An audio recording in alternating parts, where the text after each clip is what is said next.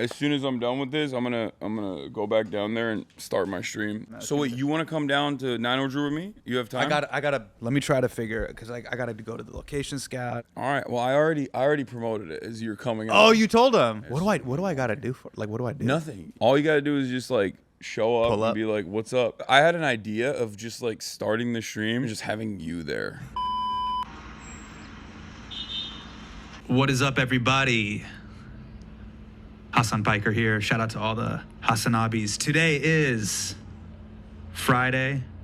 It's 85 degrees. We're in New York City. It's a beautiful day. Hope you're having a great Friday over there. It's 1:18 p.m. Eastern time. That was amazing. Get out of here. All right, what's up? Let me get back in my seat. As of this recording, Hasan Piker has the 4th most subscribed channel on Twitch, a platform that I don't use and that kind of scares me. But even if Twitch was built for gamers, Piker has used Twitch as a home for news analysis, political debate, and even fundraising for causes that he supports. He's a new person doing a new format on a new platform, which drives legacy media insane trying to label him. He's like, is he part of the manosphere? Is he a Nazi, bully, progressive? I mean, he's buff, but he believes in human rights, and he wants universal health care. What is it? Who is he? But Hasan Piker isn't totally new. He's spent years in progressive media and is pretty well read on politics and history, which he uses to present the news cycle to his streaming audience every day for 10 hours at a time, which is bonkers. When I look at the chat, I feel like I'm gonna have a seizure. Yeah, it's normal. You can see the matrix. Yeah. So I sat down with one of the other Hasans to give me a 101 on progressive politics, chat about Noam Chomsky, and to get his take on a completely unhinged Eric Adams video that everybody needs to see. In addition to a book, something simple as a crack pipe.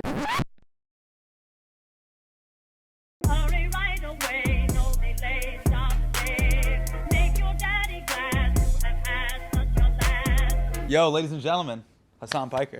Hey. Thanks for doing this, bro. This is amazing. So listen, man, you are one of the kings of reacting. You're a reaction king. Okay. So I'm gonna do something with you. This is gonna be pretty meta here. This is going to be my reaction. Hasan Minhaj reacts to Hasan Piker reacting to Hasan Minhaj. That makes so much sense. Okay, let's see. Let's do it.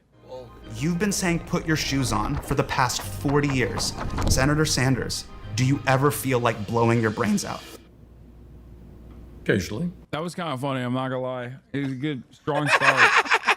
He just straight up asked Bernie if he wants to kill himself, dude. That's insane. It's a great reaction. That's one of the nicest reactions I've gotten, bro. The internet's a wild place. Bro, I've gotten some mean reactions. Oh, I've definitely given you some mean reactions myself, probably. Oh, yeah. Do not go. Let's not go through that. Yeah, let's not go through the bad ones. Yeah, let's not go through the bad. I've gotten some, the ones that the personal ad hominem ones are the ones that I can't. That cut deep. Why does he move his hands so much? He's got eyebrows like fuzzy caterpillars. You're so handsome. It's not. Thank you. It's not. That's Hasan, like you're fine on that front.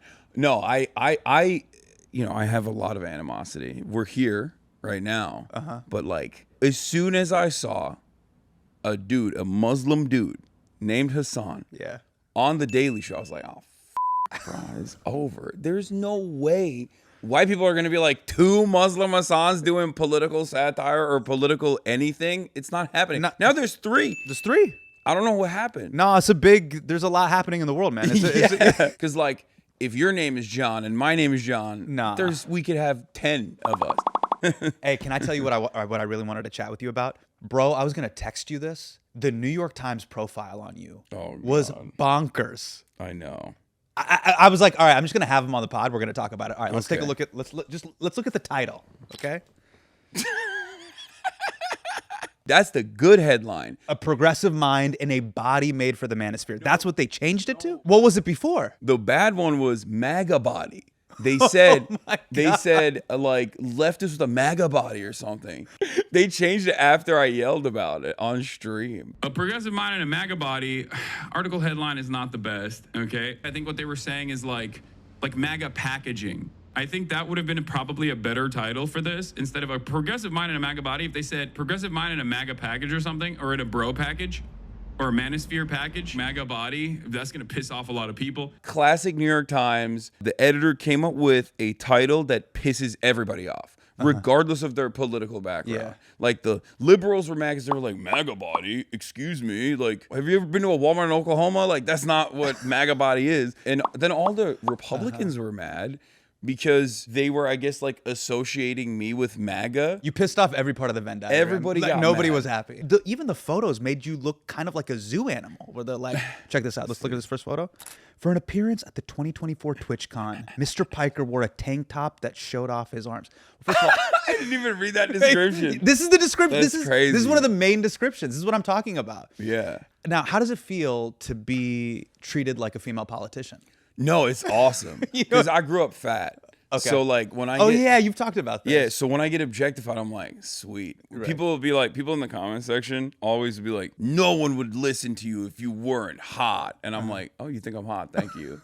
That's nice. But it's, I mean, obviously objectification doesn't work in the same way for men, but they're trying hard. Right. Every part of it's insane. Why this obsession with your body? I think it's a little bit like Zoran, which again, another 33-year-old Muslim guy. What's going on? Are we doing taqiyya? Is that? I never knew what that was, by the way, until I came to America and I heard it from an Islamophobe. Is that what's going on? There's like a Muslim infiltration happening, I think. But after his victory in New York, everybody was like, "Oh, it's because he's handsome. Oh, he won because he's doing good social media." It's like, it's never about like what his message is, even though that was what penetrated to the consciousness of so many people. Like a guy who was young and dynamic and just went out and was like, what's your problem? I'll solve it. Right. Like that's what we're supposed to do. It's pretty basic stuff. But everybody focuses on the optics and the aesthetics. And the same goes for myself as well. I'm really happy to be profiled by the New York Times. It's great. It's not my expectation of being written in these mainstream outlets is often going to be like somewhat negative coverage, right? Right. But whenever these kinds of puff pieces or profiles happen, they just hyper focus on the aesthetics and not necessarily what I talk about as a political commentator. There was a piece in that article where they covered it briefly, and they were like, Hasan has controversial opinions. For example, he has claimed Israel is doing a genocide, which I feel like is not a controversial opinion at this point. The journalist who wrote that probably had to fight hard to even get that in the article, right? Because it's in the style section. But like I said, I don't really mind that kind of positive coverage because I almost feel like it's a way for some journalists to be like, no, he's good, without tackling the actual politics of it all. You've been following the Zoran Mamdani stuff, right? Yeah, it's my boy. So you had him on the stream. I did, yeah. Okay. He was at 8%. I'm just saying, he was like nobody was. What did you guys do? You guys like pulled up to like just a restaurant, right? And you just had some food. Yeah, we went to a restaurant that he chose, that one of his homies was running. Yeah. And we just started there, had a conversation there, and then we just walked Astoria. And he took me to, I think it was a Bangladeshi restaurant, if I'm not mistaken. We went there, we saw the Unks, and then afterwards he took me to like a bunch of these like different coffee shops, like Yemeni coffee shops in the area, and it was an amazing experience. I mean, he's really, really charismatic. He's got that 33 years of being a visible Muslim guy, defense mechanism always. So he can just like eat it. When someone just like says something crazy to him, he can do jujitsu and just like immediately bring it back to affordability is a real crisis. Right. Yeah. He Tai Chi's it and he's just like, but we have to freeze the rent. Yeah. You know it's that, crazy. Right? Like, cause I don't know if have you seen the New York Post covers? Pull this up. Nuts. Yeah. Candidate for mayor. Dangerous ma'am. Dangerous Ma'am is wild. Now, because what you're not noticing about this one, it says Dangerous Ma'am, and then right there it says actor Val Kilmer dies at 65. So when I saw that one, I was like, did he kill Val Kilmer? Are they saying he killed Val Kilmer? Yeah, that's what he did. When you see all this stuff, what's it like for you? I mean, they write about me quite extensively. Oh, the New York Post. Oh, yeah.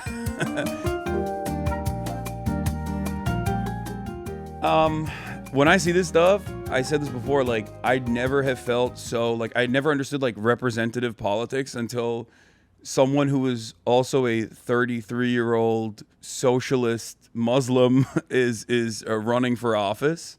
He gets the exact same attacks that I get. He is much better at dealing with them because I think after like the 700th time that I have to respond to like, you're a terrorist, why do you want to throw gay people off roofs, from a guy whose name is like, you know, Hitler's tit 1488. I'm like, me? Right. You just and now you're engaging in discourse with this. Yeah, now I'm like, Yeah, I'm talking to a guy who, like, I look at your older statements in the chat and you're calling me the F slur for defending gay people. Now you're saying I want to throw gay people off the roof. Like, it doesn't make sense. Right. I do have a tendency to lose it a little bit. I never can do the same jujitsu that he engages in and stay on message. This second one is wild. College group co-founded by Mamdani hosted speaker who blamed U.S. for 9/11 attacks. The 6 degrees of 9/11 is kind of wild work on that New York Post cover. You want to know something crazy? Cuomo tried to use me and him talking to me as a line of attack in the debates. He didn't reference me by name, but he was like, why did you dialogue with someone who said 9/11 was good, which I didn't say. I'm not Mr. Mamdani. I don't give forums to extremists who blame America for 9/11. Wait, that was he talking about me? But yeah, they love doing the 9/11 thing. Like, they love being like, you know, he is Muslim, and you know who did 9/11? Sure. Muslims. Sure. It's super racist. Congressman Richie Torres actually wrote a letter to the companies that host his podcast, and he said he's an apologist for October 7th, but also he's anti-American and an apologist for 9/11. And was he cheering? Was he cheering in New Jersey? Yeah. The way Donald Trump says. I was cheering. Look, rooftops in Jersey. Look, I mean, you were in Turkey at the time. I was in a New Jersey rooftop. I was dancing, but to be fair, I didn't know that it was happening. I did not know that 9/11 was happening. It was a Zumba class. It was all the rage. Got it. At the time, It's you're one of the early kids to Zumba. Yeah, it was awkward that it just gets talked about in this way. Sure. We're talking about Zoran, but we have to talk about the other candidates. We should talk about Eric Adams. Oh, my favorite. You've seen the Get Ready video, right? Yeah, of course. I've seen all of his videos. Let's take a look. God will be done. You know, if God needs for me to continue to be the mayor of this great city, I'm going to do the work, and God is my guiding light. I like to say I turn on my GPS, my God position is satellite, and he's running the show. And all I have to do is continue to be the person that I've always been. And I'm not going to see myself as success. Oh, pause it. Can we pause it? Yeah, let's take a quick pause. Wait. Oh, okay. Sorry. I'm a professional reactor. I have to point something out. Yeah, go ahead. You talking about the time? The time. Well, difference. the time is the classic. We've talked about the time. Yeah, we talked about the time. The real crime is what the fuck he's doing to that orange, bro. Oh, he's peeling the orange. Yeah. He's peeling the orange with a peeler, and like the white crust is just still on the orange. How are you eating that orange? Why are you peeling it if you're gonna? He wants a little bit of rind in there. He wants a little bit of the skin. No, it's like that's just so bitter. The white part is like the worst part. Right. Like, you only peel the orange like that if you want to use it as zest. By the way, don't say that. The New York Post is going to now quote you. The white part is the worst part. Don't true. Do that. Piker, the white part is the worst part. That's true. I have been canceled for that too. I'm pro the white part on the orange, by the way. Yeah. I think the white part is the best part. Oh, okay. I think it gives it a bitter. White is right. Saying. I'm saying white is right. Yeah. God, I love Eric Adams so much. He's just such a fascinating figure. Oh, he's a fascinating guy. He is exactly the type of mayor you would have in like a TV show or a cartoon, like an early Simpsons. Sure, totally. Have you seen the 2011 Contraband video? Yeah, of course. Let's go. Look at picture frames and behind them, cameras. The Try music. to determine what's incredible. Place. Behind a picture frame, you can find bullets. You should always, when your child brings in his where I keep my knapsack, popular knapsack, look through it to see what exactly is your child carrying, in addition to a book. Something simple as a crack pipe. Something simple as a baby doll. Could be just a baby doll, but also it could be a place where you can secrete or hide drugs. You could secrete drugs. Yeah. and see if you feel anything that's unusual. Like a pillow like this where the button is a perfect invitation to hide something. And I felt something bumpy. I would reach in, see what it is. Just look and see what's inside the places. It could be more than just books. Perfect place to hide cocaine. Dude, popular knapsack with many different locations is a bar. It's an incredible quote. It's cop speak. Yeah. But like he's such a cop that he's just like, yeah, I'm tactically ascertaining this popular knapsack with many different locations. Who is this child that has dolls? Pablo Escobar. Yeah, it's I determine it's either one of two things. It's either your kid is an investment banker, Yeah. or a 7-year-old crackhead. I love that he busts out the revolver. It's awesome. Yeah. The pillowcase revolver is pretty great. It's awesome because it's very uncomfortable. I feel like you just lay on it, accidental discharge, you're done. Every part of it is actually quite brilliant. And shout out to whoever edited that and added the music. No notes. Flawless. He's so. I even sometimes think about this with Trump too. Like I wish they were just like always on camera and we just kind of lied to them and said that they were like in charge. Yeah. So they just kept doing the stuff that they were doing, but then they weren't actually in charge. Oh, you mean basically tell Eric Adams and Donald Trump, like, we'll just give you. Yeah, you're mayor, you're president, and then we just film them And it's all the the Truman Show. time. Yeah. And then they can just like do the things that they're the best at, which is being Hilarious and incredibly entertaining. incredibly telegenic. When did you commit to this whole, like, when did you commit to this as a lifestyle? Streaming, I started doing it in 2018 when I was at the Young Turks. I was full time, and I did it because I wanted to get better at off the cuff communication. Because like everything that I had done thus far up until that point, I was really bad on camera, and I would write scripts, which was great because it shaped these arguments that I was making, and that was great. But it was all pre-scripted, and I was just very bad off script. I couldn't do free flow back and forth communication. Now I can't shut the fuck up. So obviously it worked, but So you got good at riffing, basically. yes, I wanted to get good at riffing, and I was like, if I play video games, I'm already playing Fortnite with my friends. They're all like journalists and podcasters and whatnot. If I can get good at like playing video games while also entertaining people, then like it would be much easier for me to go out and do public speaking and things like that. That was one of the reasons why I started it, because I was like, I want to max out on my time. I want to be more efficient because I'm already playing video games. Might as well strap a camera onto my PlayStation, start doing this thing. I wanted a place for myself, because I was working at the Young Turks, but I wanted something that wasn't under the shadow of my uncle. And I also understood the gaming space because I'm a gamer. I play video games. I love video games. And I knew that like the environment itself was very diverse, but there wasn't necessarily any like left-wing progressive voices in that space at the time. It was entirely dominated by neckbeards and were very right-wing, even though gamers broadly were not. Goddamn, but that's all they saw.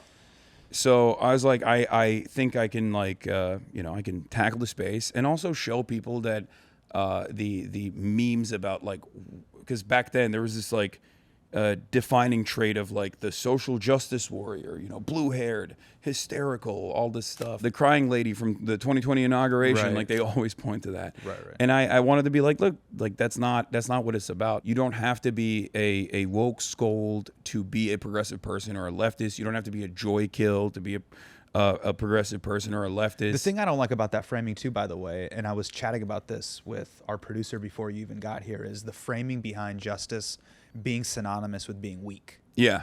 That to me is a misnomer as well, because it's like all of the great people that shaped my political views of the world, Malcolm X, Kareem Abdul-Jabbar, Muhammad Ali, they exhibited courage through strength. They were incredibly strong and chivalrous and kind and cared for the weak. There was nothing about them that was, hey, where's my inhaler? Yeah. They were there to protect others. So like I don't know at what point did that happen in popular culture that justice and weakness and meekness became like covalent bonded to each other, but it was never cynical. Like that for me. It's just like a cynical framing in an effort to like vilify your opponents for caring. Because like on the internet, I think like nihilism is almost seen as a is a benefit. When you're Right, like, I'm edgy, I'm nihilistic, I don't really care about anything. Sure. Right? Like if you care about something, Yeah. you lose. So I think that's the way that like these people were presented, because they care so much that they're like even getting emotional about it, right? They were able to like vilify people and like make them look foolish. And that's not the case. Like these people, regardless of how they look or how they sound, they actually care about something. Sure. That's why they're emotional. And many of them are going out there and in certain instances putting their bodies on the line. Like we go out to the ICE protests in LA, people are getting shot at. You know what I mean? You might be online and you might be like a edgelord online and present yourself as like this cool guy. But the reality is like those people that you made fun of, like they're out there, they're putting their bodies in front of cops. Sure. They're getting brutalized. They're getting shot. They're getting pepper sprayed and tear gassed and maced or arrested, and and they're facing consequences. And arrested, Yeah. exactly. You're not doing any of that because there's nothing you stand for. People don't like seeing others with conviction, I think. Do people see what you're doing as, hey, he's going to help me make sense of the news? Hey, he's somebody that I hang out with? Or just Hasan is someone I'm going to argue with? I think all three Wow. at different points.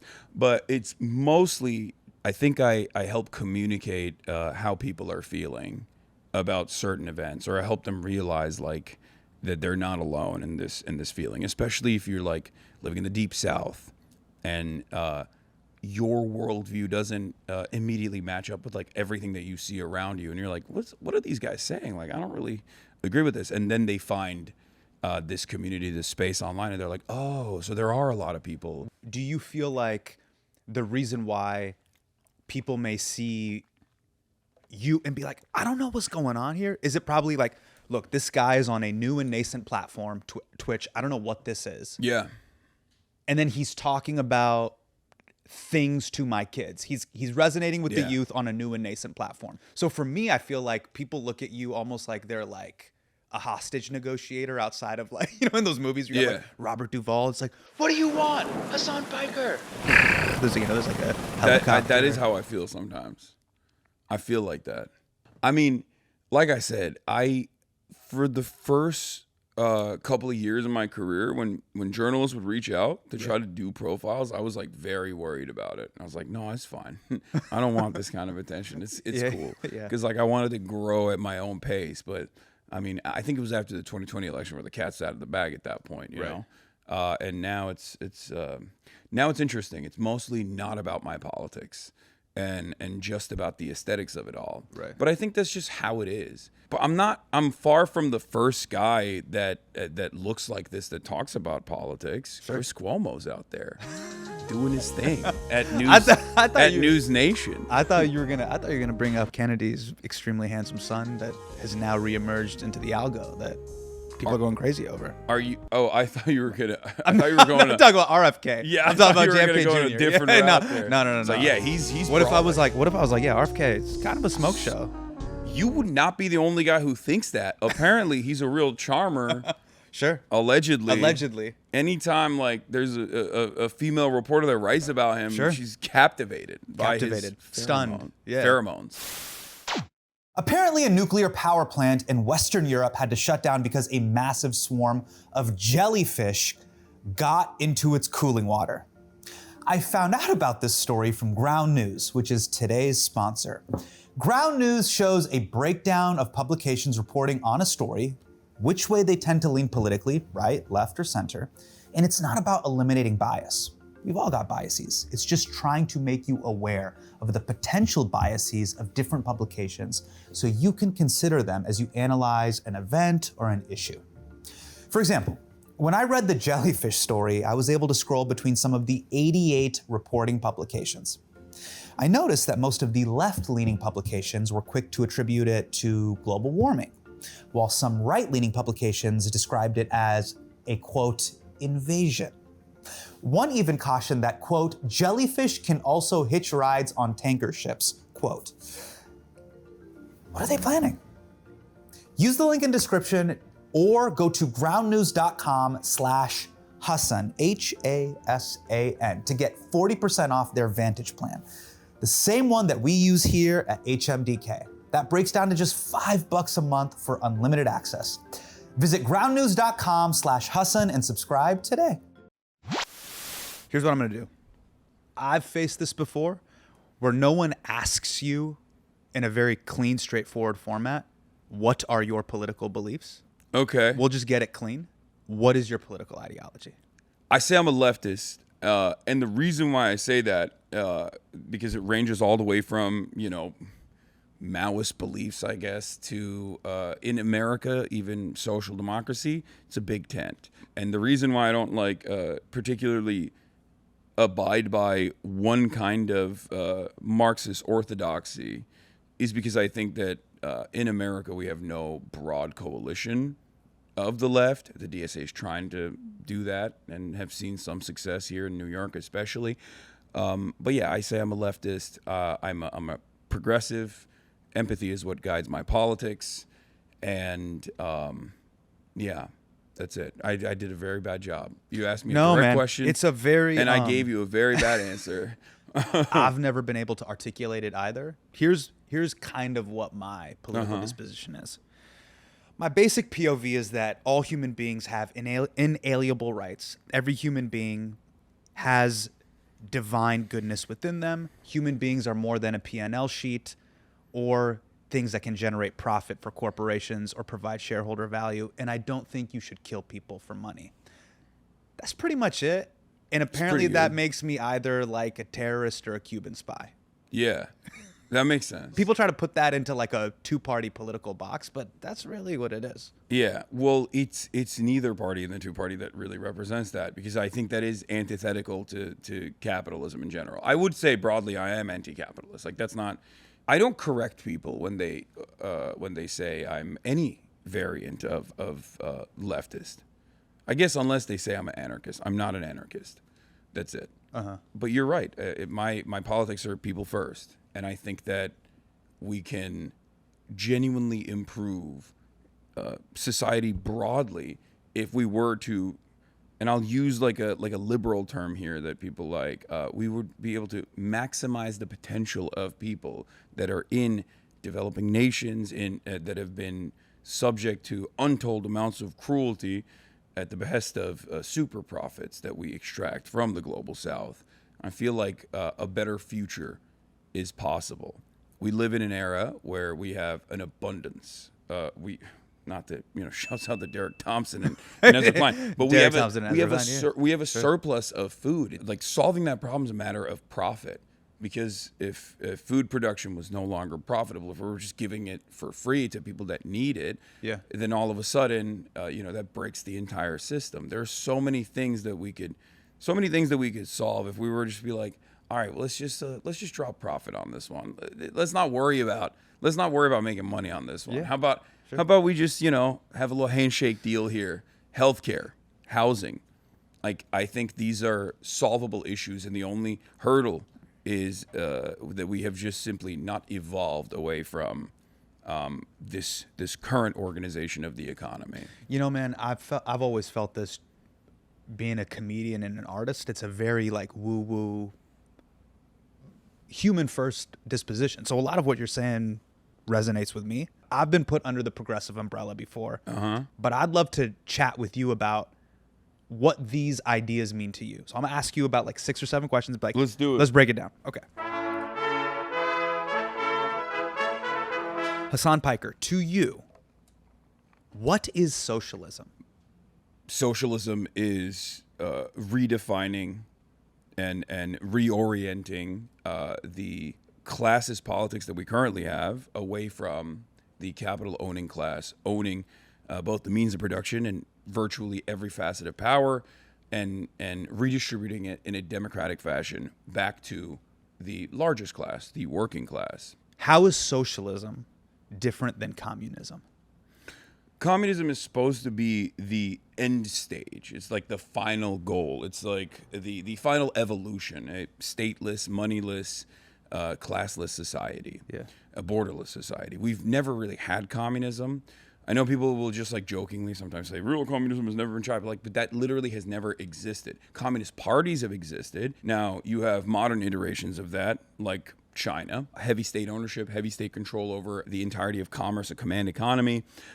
You have places that resemble this formation in Cuba, but we've never really had like a communist formation at all. I wouldn't say I'm a communist, but when people call me that, I don't really care because I'm like, I think that's pretty cool. It's Star Trek. It's the Star Trek universe to have a moneyless society. Like, I feel as though that is definitely an honorable end goal to reach, where we have all of our needs met. Got you.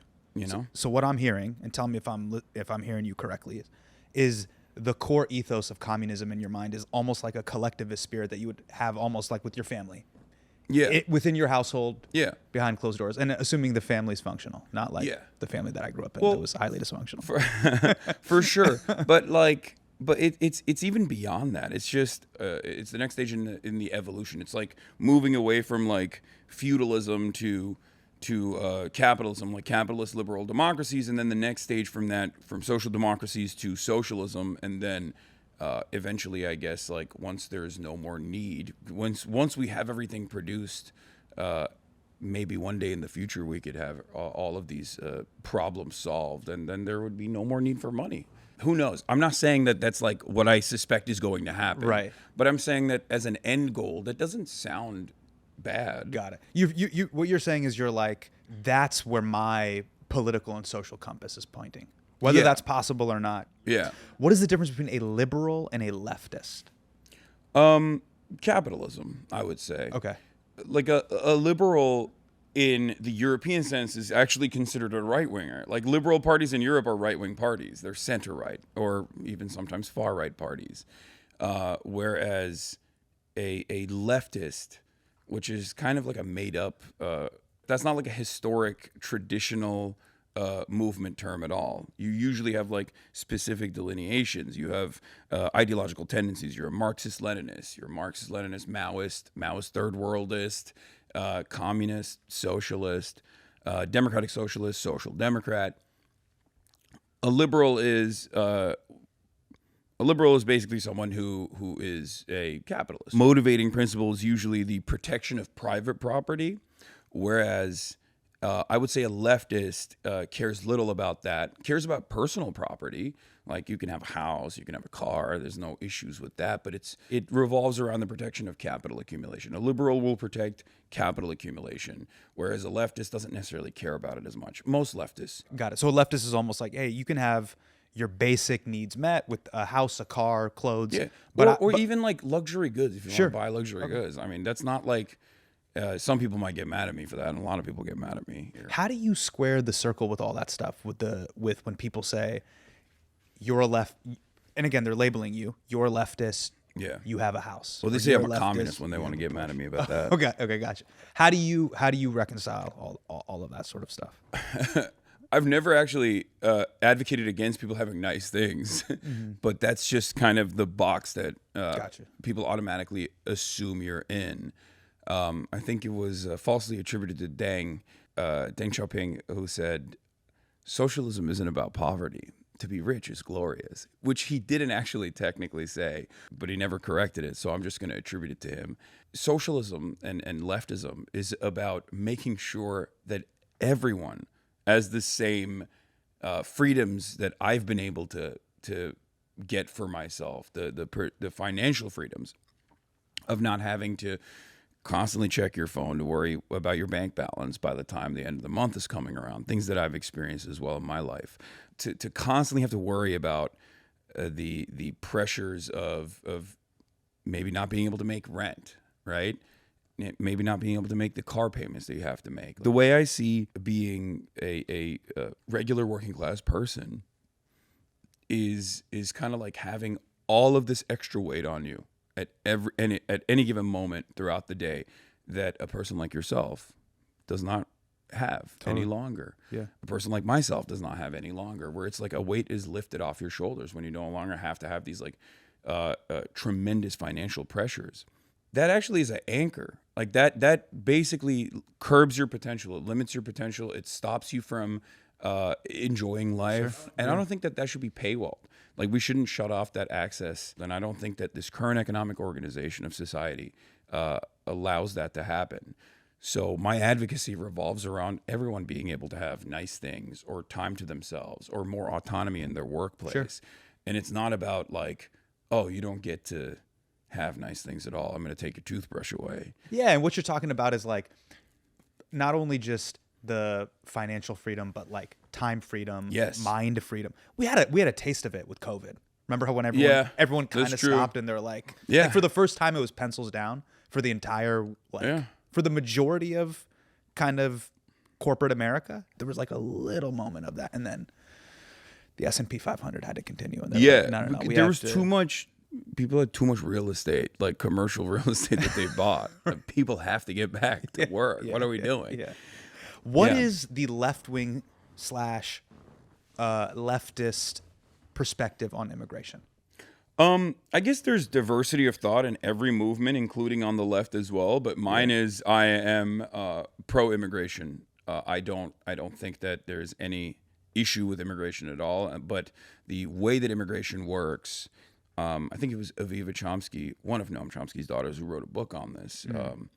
I think it was called Immigration, How or Illegal. I'm butchering the name of the book, but she wrote a great book about this where she details the history of how like migration actually became a crime, and the reasons as to why it became a crime was to create a permanent second-class citizen in the United States, a permanent underclass, basically, that you can use and abuse and discard through this legal system, which was initially implemented under the second Bracero program during World War II, when we actually brought in Mexican migrant workers, and then Eisenhower turned around and engaged in a horrifying mass deportation operation, which was named after a slur. I'm not going to say the slur, but it was literally on the New York Times. Like they wrote, Operation WB is the slur. Okay. And actually, Trump was promoting that when he was running this last election cycle. He was like, he did great things. Eisenhower, he did so much good. And I couldn't believe that he was saying that. Anyway, I'm rambling on because this is what I do on Twitch all the time. The real inhumanity of immigration in this country is what we do to the migrants, and both what we do to their host of home countries initially, the destabilization. Right. And also even climate change and its impact on like agricultural production in those places, the instability that we cause in the global south that create migration patterns into the United States of America. And then the cruelty never really stops, because the difference between a documented and undocumented non-citizen is documentation. It's just paperwork. Right. And also the luck of birth. Yeah, exactly. It's just like your what zip piece of code. soil Yeah. you were lucky enough to be born into. And so my argument is there's no like only finite amount of labor available, because it's something that consistently expands. Yeah. I like to make an argument for socialist policies from the perspective of selfishness, oftentimes, because I think that Americans like that. There are jobs for everyone. The notion that there's only a finite amount of jobs, and then like immigrants are going to come in and take those jobs, and then it's going to depress the wages. Yeah, that only happens if they are kept undocumented. And the powerful forces in this country, capital owners, recognize that reality, which is why we play this weird game of dehumanizing undocumented immigrants. It's obviously racism that plays a big role here. 100%. But that racism is actually just simply a weapon that is wielded by capitalist forces in this country so that they can continue keeping these people undocumented. Because if they were documented, they would be able to, alongside the already existing naturalized or American-born labor force, go side by side and advocate for better workplace conditions. Right. Yeah. And that's the real problem here, because having a consistently growing pool of undocumented migrant workers does have the capacity to depress wages for the documented labor force. The only way to actually drive up those wages is by unionizing, is by demanding higher wages. Sure. And they would have to have documentation and citizenship in order to have collective action, to participate in a union, to then have the leverage over their employer to negotiate a better wage. And they do that. Purdue is a notorious example of this. There was a bunch of poultry facilities. One of them is Purdue. and they would hire undocumented workers on purpose. They would put them in a trailer park next to the factory. And then when these undocumented workers would complain about back pay that they weren't getting or sexual harassment that were happening, they would just call ICE and deport them. And then next week, go back to the same exact places, find new undocumented workers to bring to the same trailer park to work at the factory. Like, it's built into the system. Yeah. That's precisely the reason why the punishment for factory owners for hiring undocumented workers knowingly is marginal. It's much cheaper for them in the long run to simply hire undocumented workers and then discard them like they're nothing when their use is done. You were talking about Noam Chomsky's daughter earlier. Was Chomsky a big political influence for you in his writing? For sure. Yeah. Have you seen Manufacturing Consent? Like, I've read it. I'm going to play you a clip. But there's a documentary in the late 80s, early 90s. Oh, I think I've seen a piece of it where they talk about, like, it's very well drawn. There's like drawings. There's drawings. There's archival. Yeah, This is yeah, great. yeah. Okay, so this is my favorite. So if shout out to Noam Chomsky, one of the goats. Yeah. He was super influential for me as well. I'm gonna play you a clip. Okay. This is one of my favorite clips from Manufacturing Consent, the documentary. So this is Noam Chomsky dunking on a very young David Frum. We should be responsible for our own actions primarily. Because your method is not only to ignore the corpses created by them, but also to ignore the corpses that are created by neither side, but which are irrelevant to your ideological That's agenda. totally untrue. Well, let me give you an example. One of your own causes that you take very seriously is the cause of the Palestinians. And a Palestinian corpse weighs very heavily on your conscience. And yet a Kurdish corpse does not. That's not true at all. I've been involved in Kurdish support groups for years. That's absolutely true. That's absolutely false. I mean, just ask the people who are involved in, they come to me, I sign their petitions and so on and so forth. In fact, if you look at the things we've written, I mean, let's take a look. I mean, I'm not Amnesty International. I can't do everything. I'm a single person. But if you read, say, take a look, say, at the book that Edward Herman and I wrote on this topic. In it, we discuss 3 kinds of atrocities. What we called benign bloodbaths, which nobody cares about, constructive bloodbaths, which are the ones we like, and nefarious bloodbaths, which are the ones that the bad guys do. The principle that I think we ought to follow is not the one that you stated. It's a very simple ethical point. You're responsible for the predictable consequences of your actions. You're not responsible for the predictable consequences of somebody else's actions. The most important thing for me and for you is to think about the consequences of your actions. What can you affect? It's a fire Chomsky clip. Yeah. Dave, I can't believe David Frum is still working. So for those of you watching, this is a young David Frum, who, fun fact, was one of the authors of George W. Bush's The Axis of Evil speech. Yeah. States like these and their terrorist allies constitute an axis of evil, arming to threaten the peace of the world. We will develop and deploy effective missile defenses to protect America and our allies from sudden attack. It is funny for David Frum to hit you don't care about the Kurds because, one, Kurdish militia movements in the region have an honorable goal that I also agree with, Kurdish emancipation, even though I'm Turkish, okay? Don't come at me. They are also propped up by the American state. And ironically enough, Chomsky has written extensively on this, where he will routinely criticize America for arming the Kurdish militias and basically dangle emancipation or statehood in front of them. A 35 million ethnic group with no nation state in the region, bits and pieces in every country, including Turkey. America will just dangle statehood in front of them to basically use and abuse them, to just like wield them as a weapon in the region for destabilization, and then we'll let the Turks roll over them every single time. And Noam Chomsky has written extensively on it.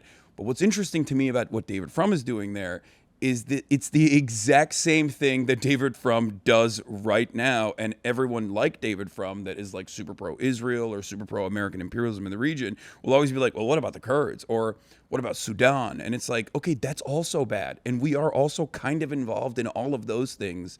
But you're just simply pointing to that to deflect away from Palestine, which is something that, again, we are doing. Well, what Chomsky also says at the end of that clip that I think is really interesting, he's saying, I'm responsible for my actions. Yeah. And one of the things that I've grappled with, too, as an American citizen, someone who pays taxes is, what are my tax dollars doing? Yeah. What are they funding? That's really shaped my political disposition.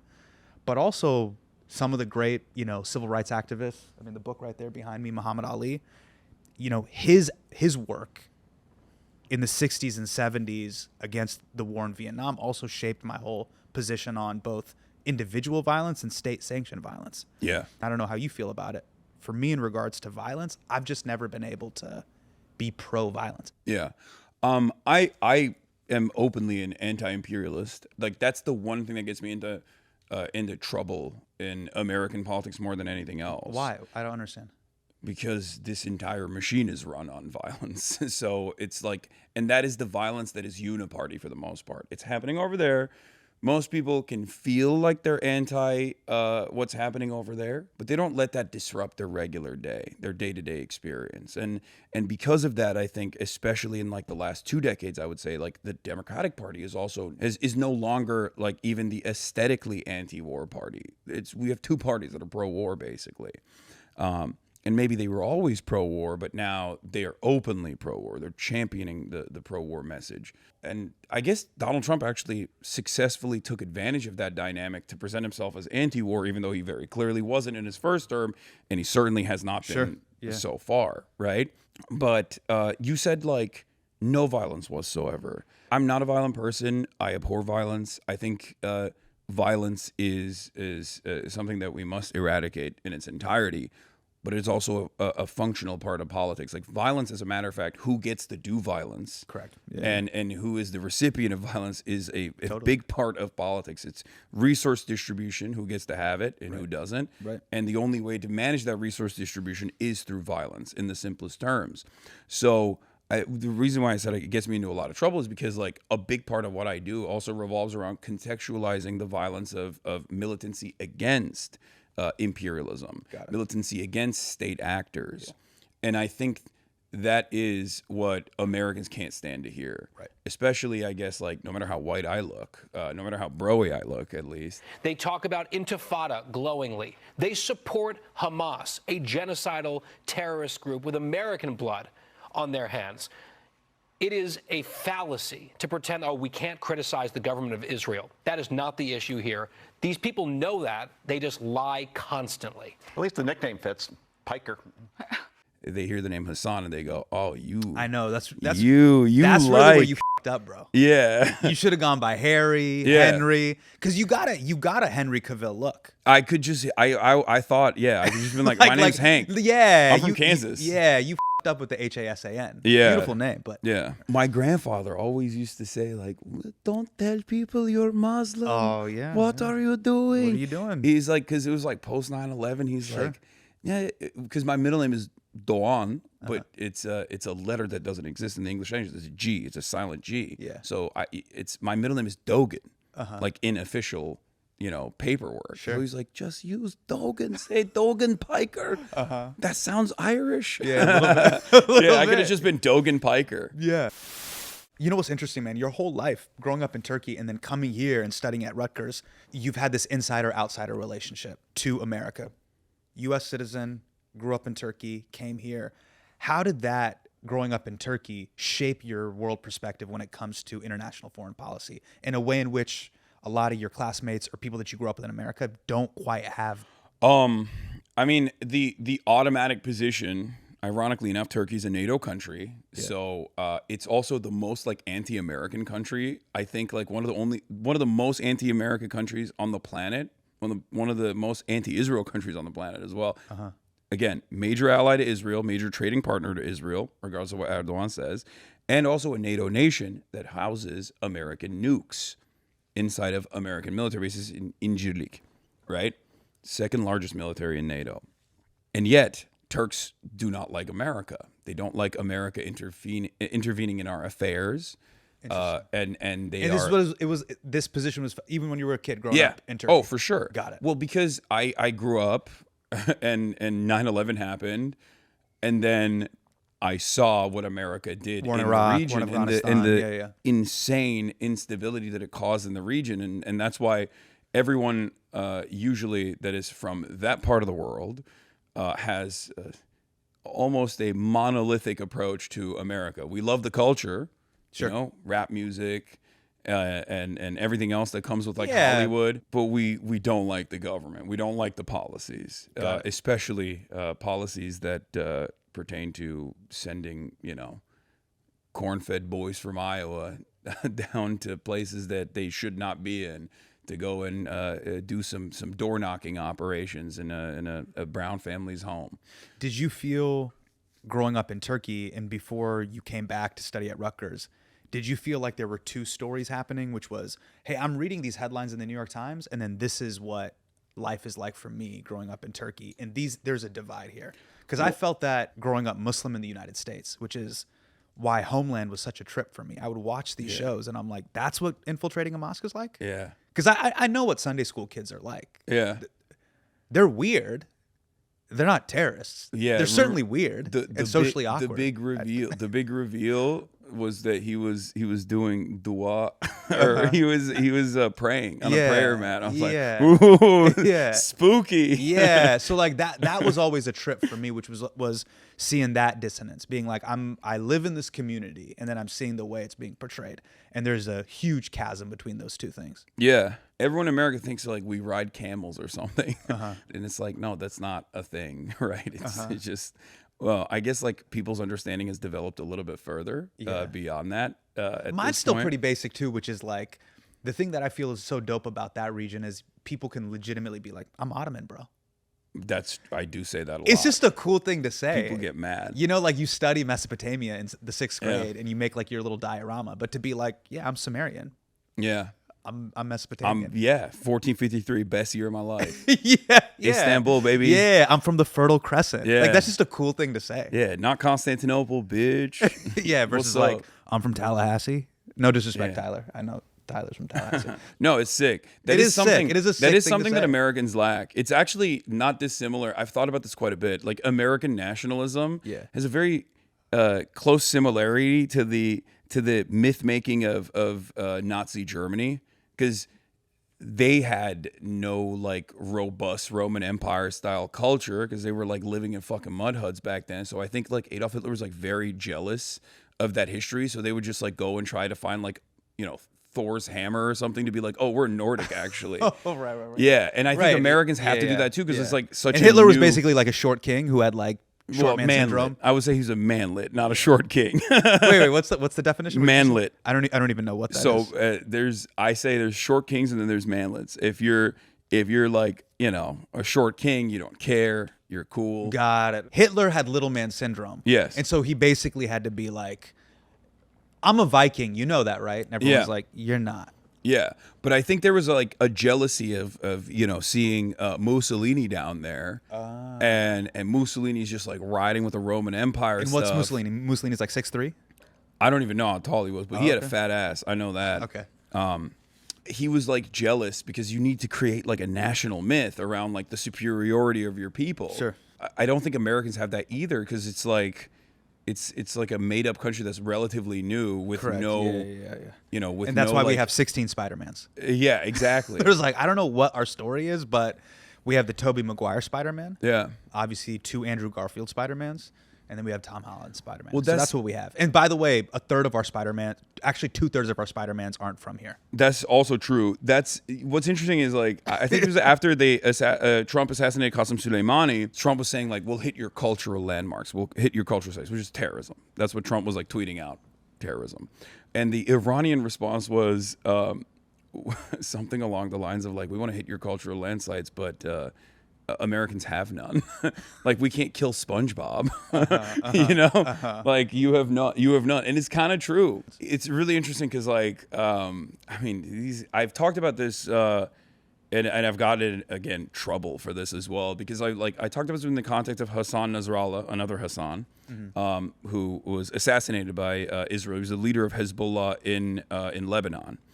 The general secretary of Lebanon, and he was a very important figure for Lebanese politics. I mean, he's considered a terrorist by the American State Department, of course. I talked about how like well-read he is, because he is. Like these guys, they wear the beard, they wear the clothes, but like he was an incredibly well-read individual who on many occasions had talked about like the difference between anti-Semitism and anti-Zionism, like even criticizing Arabs for thinking like, you know, Israel controls America. Is like, that's not the case.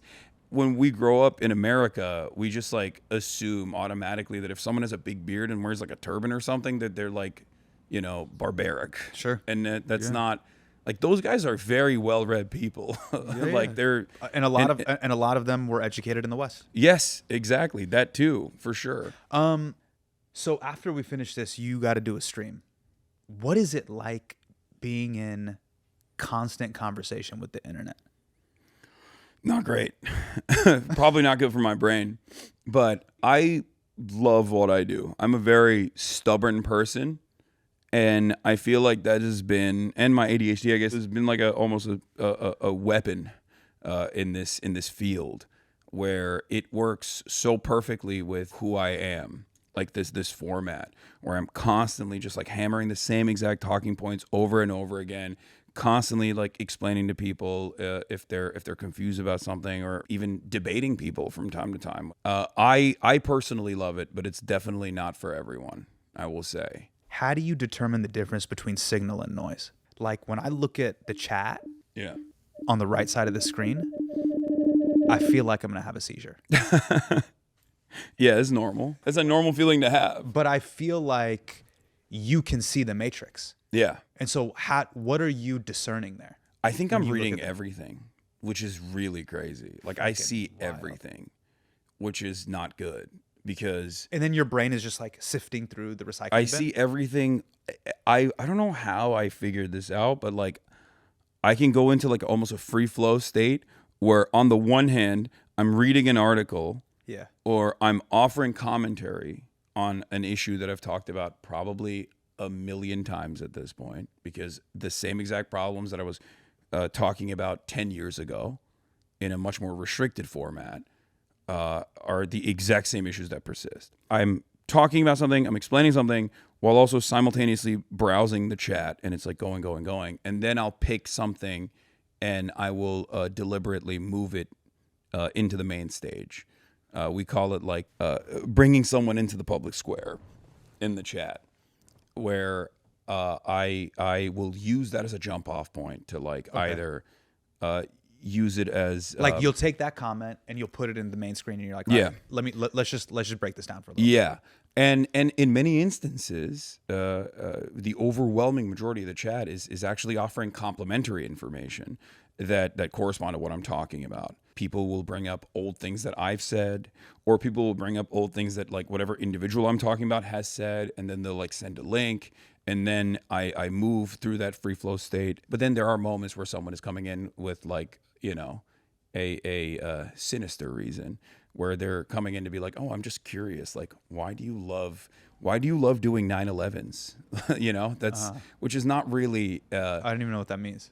They're just saying they're saying that I love 9/11 and I want to do 9/11s to America. Okay, got it. And I mean, it's just racist, but sometimes you just you know, I snap and I pick it up and then I yell at that person then you go a little off. bit. Yeah. Okay. And there are moments where like I think I do it specifically so I can like shape the community as well. It's almost like, because it's not a hive mind. There's obviously a lot of diversity of opinion inside of the chat. There's a very wild demographic in there. When I was out in the Bronx with Kid Mero and my buddy Brace, there were 17-year-olds that were like, oh my God, I love what you're doing. And then there were like 57-year-olds. Holy shit. First, it was just like younger people, but I think now they're like parents watch as well, which is wild. Listen, bro, we got to wrap it up, but I just want to, I think about you often. Thank you. You're a brown dude in the media, and I know they try to get you caught up. And one of the things where I feel for you as a fellow Hasan, one of my friends, Mehdi Hasan, y'all got to stay prepared. So we're going to play a game on this show called Condemn or Condone. Okay, let's do it. We basically have a paddle.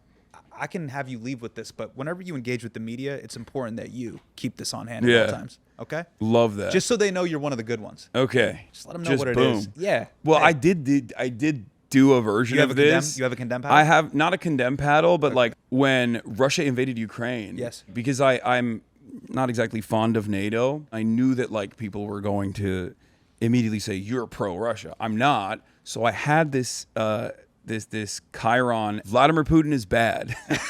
And it didn't work. It didn't work. They still clipped me. And they were like, no, he loves Vladimir Putin. It's like, and it's spinning right above my head. And the same goes for, post October 7 commentary. You got to condemn hummus a million times over before you approach the conversation of the humanity of Palestinians.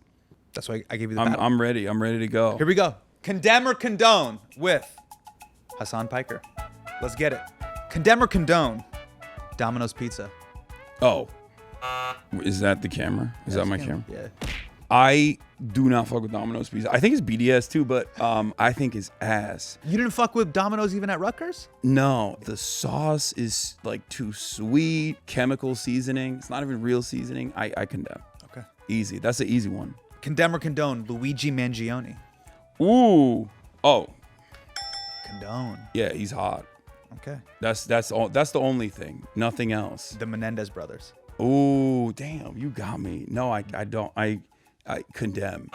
I'm not super familiar with what they did. They like killed their parents, right? But allegedly the parents did sexually abuse them when they were young. Okay. I don't know. That's actually the perfect way to. It is a 50-50. It's like that. Condemn or condone Yope. I don't even know what that is. It's a new app apparently. What? Yope? Yeah. I don't know. Just condemn it. Yeah, condemn it. No, you know what? Fuck it. I'm gonna condone it. I don't know what it is. Condemn or condone NATO. I condemn. All right. I think it's a thorn. It's a protection racket. This is a weird Venn diagram between you and Donald Trump. Yeah, no, well, but he's not anti-NATO. That's why everyone knows he's like, oh, he's anti-NATO. It's like he just got European countries, NATO allies, to spend a higher percentage of their GDP on American weapons. And now Trump wants 5%, which is crazy. Like if a country were to spend 5% of their GDP on American weapons that they're purchasing and they're a social democracy, they're not going to be a social democracy for much longer. Sure. They're about to experience American style austerity. They're about to experience what it's like to really be an American with no health care. You can't pay for the health care in the buses if you're paying for the F-35s. Nationalizing the podcast industry. Oh, condone. 100%. No. Condemn. No. Condemn. No, I'm a big Turn advocate. the faucet off. No, we need to nationalize it, state sanctioned. I'm imagining a world where, we are a part of the ministry of propaganda and we're all doing agitated propaganda to talk about how glorious our leader is. That's the future I want to live in, where I'm a minister of propaganda for United Socialist States of America. Okay. Yeah. All right, condemn or condone Turkish baths. Oh, condone. They're dope? Yeah. Okay. And if you condemn it, you're homophobic. All right. I will not elaborate. Condemn or condone Mehdi Hasan. I condone Mehdi Hasan. He's chill. He's anything but chill. Condemn or condone banning social media for children under 16. Banning social media, condone. For children under 16? Oh, for sure. Or just like only show them museums or something. Last one. I gotta prep you. You're gonna have another big national interview. Condemn or condone radical Islamic terrorism. I condemn the radical Islamic terrorism. You had the big NYT profile. You may end up on Fox News pretty quick, so I just wanted to have I just wanted to have that ready. Bam. No. Fastball down the middle. Hasan, you're my guy, dude. Oh, thank you. This is awesome. Appreciate you pulling up, man.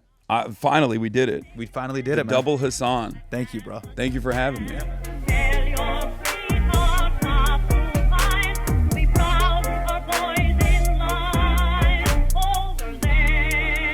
Hey, it's me, Hasan. I am here to panhandle. Not for money, for subscribers. Apparently, 70% of you guys won't commit to me. You want to kick it and listen weekly, but you can't admit that we like each other? Just admit it, we're vibing. Now, if you're serious about this relationship, hit the follow or subscribe button wherever you watch or listen. And if you don't, well, okay. Message received. But just so you know, I will be seeing other audiences.